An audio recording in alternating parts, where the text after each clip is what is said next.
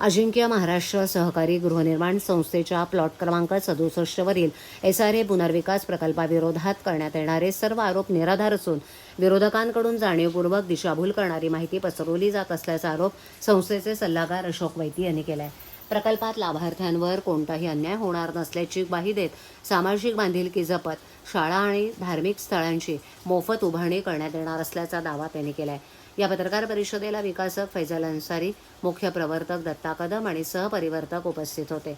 ठाण्याच्या लुईसवाडी काजूवाडी येथील अजिंक्य महाराष्ट्र सहकारी गृहनिर्माण संस्थेच्या प्लॉट क्रमांक 67 मधील झोपडपट्टी पुनर्विकास प्रकल्पाबाबत सुरू असलेल्या विविध आरोप प्रत्यारोप आणि संभ्रमाच्या पार्श्वभूमीवर काजूवाडी येथील अदिती डेव्हलपर्स कार्यालयात पत्रकार परिषद घेऊन संस्थेचे सल्लागार अशोक वैती यांनी वस्तुस्थिती स्पष्ट केली आहे। या झोपडपट्टी पुनर्विकास प्रकल्पात 171 पात्र झोपडीधारक आणि एक मंदिर असे एकूण 172 लाभार्थी आहेत। साऊथफील्ड रिअल्टी LLP या विकासकाची नियुक्ती प्रचलित सहकार कायदा आणि SRAच्या मार्गदर्शक तत्वांनुसार सर्वसहमतीनं करण्यात आली आहे। सर्व पात्र लाभार्थ्यांना 11 महिन्यांचे आगाऊ भाडं अदा करण्यात आलं असून उर्वरित भाड्याचे धनादेश SRA प्राधिकरणाकडे जमा करण्यात येत आहेत। त्यामुळे भाड्याबाबत विकासकाविरोधात कोणतीही तक्रार नसल्याचा दावा वैती यांनी केला।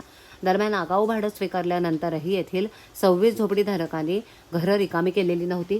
त्यामुळे त्यांच्या विरोधात SRAच्या कलम 33-38 अंतर्गत नियमानुसार कारवाई करण्यात आली आहे। संबंधितांना योग्य सुनावणीची संधी देण्यात आली होती। या प्रक्रियेमुळे तब्बल 6 महिन्यांचा विलंब झाला असंही त्यांनी स्पष्ट केलं। मात्र या आदेशाविरोधात विरोधक प्रफुल्ल कदम यांनी कोणतेही अपील दाखल केलेले नसून स्थगिती आदेशही मिळवलेला नाही। तरीही त्यांनी पत्रकार परिषद घेऊन केलेले आरोप हे त्यांचे वैयक्तिक मत आहे। त्यांचा अजिंक्य महाराष्ट्र सहकारी गृहनिर्माण संस्थेशी कोणताही संबंध नसल्याचं स्पष्ट करून अशोक वैती यांनी धर्मवीर आनंद दिघे यांच्या आशीर्वादानं आणि आमचे मुख्यमंत्री एकनाथ शिंदे यांच्या मार्गदर्शनाखाली हा प्रकल्प आम्ही यशस्वीपणे पूर्ण करण्याचा प्रयत्न करतोय। ज्या प्रकल्पावर शिंदे स्वतः लक्ष ठेवणार आहेत त्या ठिकाणी कुणावरही अन्याय होणार नाही अशी ग्वाही त्यांनी दिली।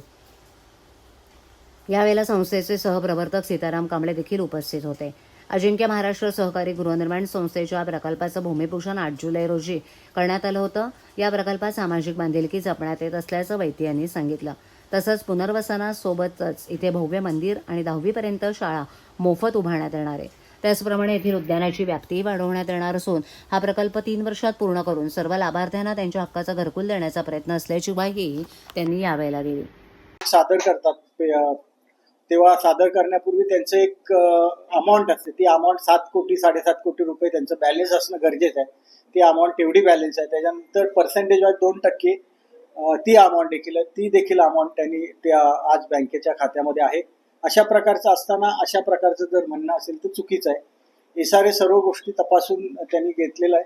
त्यामुळे मला असं वाटतं की जरी कुठल्या चर्चा जरी असेंब्लीमध्ये झाली असेल तरी हरकत नाही। ठाण्यामध्ये इतर ठिकाणी जर असं होत असेल तर ते निदर्शनं आणून दिलं पाहिजे। पण ह्या प्रोजेक्टमध्ये कुठल्याही प्रकारची तक्रार म्हणजे येणार नाही अशा प्रकारचं आम्ही काम केलेलं आहे आपल्या विकासकांनी आणि त्यांनी सांगितलंय की कुठल्याही प्रकारची तक्रार येणार नाही। नक्की ह्याच्यामधून एक चांगलं उद्याच भूमिपूजन आहे।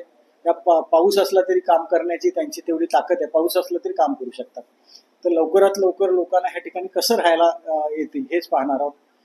आणि ह्याच्यामध्ये जेव्हा पजेशन देणार आहोत तेव्हा पजेशन पहिला असणं SRAचे जे लोक आहेत त्यांचं पजेशन पहिला आणि त्याच्यानंतर काही महिन्यानंतर जी बिल्डिंग आहे सेलची रियाबची तर पहिलं देणार, सेलची बिल्डिंगचं जे पजेशन आहे ते नंतर देणार। सर एकंदरीत